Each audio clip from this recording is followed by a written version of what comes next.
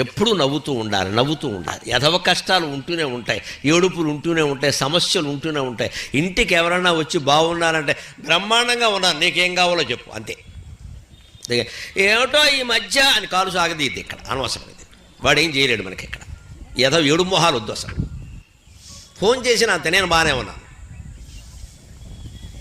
ఎవడు సానుభూతి, ఎవడు పలకరింపు ఆశిస్తున్నాడు, దరిద్రగొట్టు జీవితం. ఎదుటివాడు ఈర్ష్యపడేలా బతకాలంటే మనం సానుభూతి చూపించొద్దండి ఎవడో కూడా. అలా ఉండాలి. లైఫ్ అంటే అది. 1,00,00,000 మంది మనం చూసి ఈర్ష్యపడేలా బతకాలండి. మనం కోరుకోం, పడితే పడినాయి, వాడి కర్మ. అంత వైభవంగా ఉంటాం. ఉన్నా లేకపోయినా అడిగితే నేను అలాగే ఉన్నా, నీకేం కావాలో చెప్పంటాం. చెప్పొద్దు, మన కష్టాలు ఎవరికి చెప్పొద్దు, మన దుఃఖాలు ఎవరికి చెప్పొద్దు. పూజా మందిరంలో అమ్మవారు ఉంది, మనం ఉన్నాం ఇక్కడ, చెప్పుకుంటామండి. అంత బాధగా ఉంటే నాటకం ఆడక్కల. నిజంగా కష్టం ఉంది, నిజంగా దుఃఖం ఉంది, భగవంతుడు తీర్చాలి కానీ ఈ పెద్ద మనుషులు ఎవరైనా తీరుస్తారా? వీళ్ళు ఇంకా ప్రచారం చేస్తారు బయటికి వెళ్ళి.